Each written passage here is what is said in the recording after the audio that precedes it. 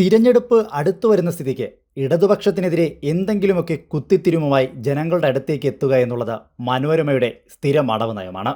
ഇപ്പോഴിതാ മനോരമയുടെ പുതിയൊരു മാധ്യമ പ്രവർത്തനത്തിന് തെളിവ് പുറത്തു വരികയാണ്. അതായത് കേരളത്തിനെതിരായ കേന്ദ്രത്തിൻ്റെ സാമ്പത്തിക ഉപരോധത്തിനെതിരെ തിരുവനന്തപുരത്ത് നടക്കുന്ന സത്യാഗ്രഹ സമരത്തിൻ്റെ സമാപന സമ്മേളനത്തിൽ നിന്നും കേരള കോൺഗ്രസ് വിട്ടുനിന്നു എന്നൊരു വ്യാജ വാർത്തയുമായി മനോരമ ഇപ്പോൾ രംഗത്തുണ്ട്. കൃത്യമായി പറഞ്ഞാൽ മാധ്യമ പ്രവർത്തനം അത്ര തന്നെ. ജോസ് കെ മാണി അടങ്ങുന്ന കേരള കോൺഗ്രസിന്റെ നേതാക്കന്മാർ തിരുവനന്തപുരത്ത് നടക്കുന്ന സത്യാഗ്രഹ സമരത്തിന്റെ സമാപന സമ്മേളനത്തിൽ നിന്നും വിട്ടുനിന്നത് ഇടതുപക്ഷത്തിനോടുള്ള അതൃപ്തി കൊണ്ടെന്നാണ് മനോരമയുടെ വാദം. എന്ത് മാധ്യമ പ്രവർത്തനമാണിത്? ഒന്ന് ആലോചിച്ച് നോക്കുക. തിരഞ്ഞെടുപ്പ് സമയത്ത് എങ്ങനെയെങ്കിലും ഇടതുപക്ഷത്തിനെതിരെ എന്ത് കിട്ടിയാലും അതിനെ ആയുധമാക്കുക എന്നൊരൊറ്റ ലക്ഷ്യം മാത്രമാണ് ഇപ്പോൾ ഇത്തരം മാധ്യമങ്ങൾക്കുള്ളത്. അതിൻ്റെ ഏറ്റവും പുതിയൊരു തെളിവ് തന്നെയാണ് ഈ സംഭവം. മനോരമയുടെ ഈ പൊള്ളത്തരത്തിനെതിരെ, ഈ മാധ്യമ പ്രവർത്തനത്തിനെതിരെ കൃത്യമായ മറുപടി കേരള കോൺഗ്രസിന്റെ തിരുവനന്തപുരം വക്താവായ AH ഹഫീസ് തന്നെ പറഞ്ഞു വെച്ചിട്ടുണ്ട്. ഈ ജോസ് കെ മാണി ഇന്ന് LDFന്റെ സമരത്തിൽ പങ്കെടുക്കാൻ വന്നില്ല എന്ന് മാധ്യമ വാർത്തയുണ്ട്. എന്താണ് അതിന് കാരണം? ഈ മുന്നണിയുമായിട്ട് എന്തെങ്കിലും പ്രശ്നമുണ്ടെന്നുള്ള മാധ്യമ വാർത്തയ്ക്ക് എന്തെങ്കിലും അടിസ്ഥാനമുണ്ടോ? മാധ്യമ വാർത്ത ശരിയാണ്. അദ്ദേഹം ഇന്ന് സമരത്തിൽ പങ്കെടുത്തിട്ടില്ല എന്നുള്ളത്. അദ്ദേഹം മുന്നണിയുടെ കാര്യങ്ങൾ കൂടുതൽ ശക്തിപ്പെടുത്തുന്നതിന് വേണ്ടി ഇടതുപക്ഷ ജനാധിപത്യ മുന്നണിയുടെ തെരഞ്ഞെടുപ്പിന്റെ കാര്യങ്ങൾ കൂടുതൽ ശക്തമായി മുന്നോട്ട് കൊണ്ടുപോകാൻ വേണ്ടി പ്രവർത്തകരെ കരുത്തോടുകൂടി മുന്നണിയുടെ പിന്നിൽ അണിനിരത്താൻ വേണ്ടിയുള്ള ഒരു ശ്രമത്തിന്റെ ഭാഗമായ യാത്രകളിലാണ്. അദ്ദേഹം ഈ പരിപാടി പങ്കെടുക്കില്ല എന്നുള്ളത് നേരത്തെ തന്നെ അറിയിച്ചിട്ടുള്ളതാണ്. പാർട്ടിയുടെ ആരാധനായ മന്ത്രി റോഷി അഗസ്റ്റിൻ, ഗവൺമെന്റ് ചീഫ് വിപ്പും Kanjirappally MLA doctor NJ Raj, Changanassery MLA Job Michael, Poonjar MLA Sebastian Kulathunkal, Ranni MLA Pramod Narayanan തുടങ്ങിയ ഈ പരിപാടി പങ്കെടുക്കുന്നുണ്ട്. പിന്നെ ഞങ്ങളെപ്പോൾ ഇത്ര നൂറുകണക്കിന് കേരള പ്രവർത്തകർ ഈ സമരപ്പന്തലിലുണ്ട്. അപ്പോൾ ഞങ്ങൾ ബഹിഷ്കരിക്കുകയോ അല്ലെങ്കിൽ മുന്നണി വിടുകയൊന്നും ചെയ്തിട്ടില്ല. ഇനി ജോസ് കെ മാണി ഞങ്ങളുടെ തീരുമാനം എടുത്തിരുന്നെങ്കിൽ ഞങ്ങളുടെ മന്ത്രി MLA ചീഫ് പടക്കം ആരും വരില്ലായിരുന്നു. ഇത് തെറ്റായ ഒരു പ്രചരണമാണ്.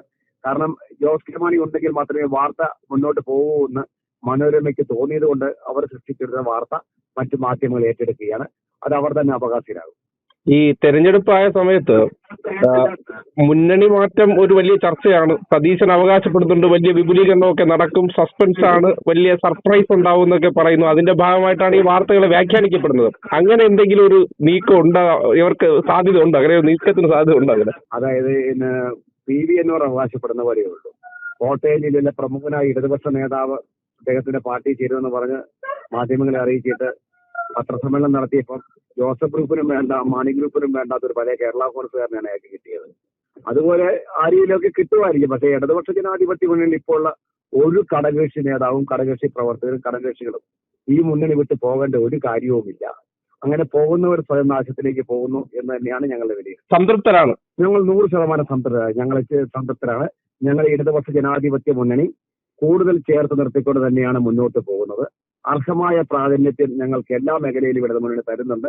പക്ഷേ എല്ലായിടത്തും ഞങ്ങൾക്ക് ഒരു മുന്നണി സംവിധാനത്തിൽ ചില വിട്ടുവീഴ്ചകൾ ഞങ്ങളും ചെയ്തു കൊടുക്കേണ്ടി വന്നിട്ടുണ്ട്. അപ്പൊ ഞങ്ങൾ നല്ല ബന്ധത്തിൽ പോവുകയാണ്. പ്രിയപ്പെട്ട മുഖ്യമന്ത്രിക്കൊപ്പം തന്നെ പ്രിയപ്പെട്ട ഞങ്ങളുടെ പാർട്ടി ചെയർമാനുണ്ട്.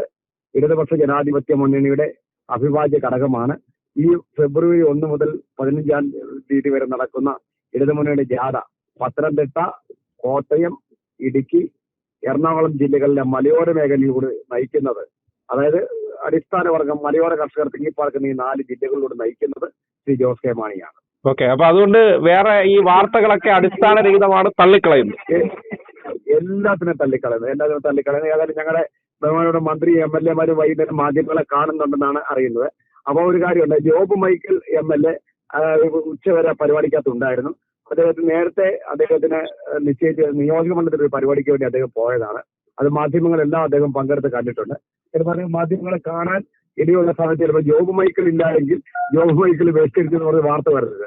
അദ്ദേഹം മാധ്യമങ്ങളെ പേഴ്സണലായിട്ട് പറഞ്ഞു, ഞാൻ ബൈക്ക് തരുന്നില്ല, പക്ഷേ ഇടതുപക്ഷ ജനാധിപത്യ മുന്നണിയിൽ ഞങ്ങൾക്ക് പോകേണ്ട ഒരു കാര്യവുമില്ല എന്ന് അദ്ദേഹം പറഞ്ഞു. കാരണം ഇത് സംബന്ധിച്ച് വ്യക്തമായ അഭിപ്രായം പറയാൻ എന്നെയും ചുമതലപ്പെടുത്തിയിട്ടില്ല.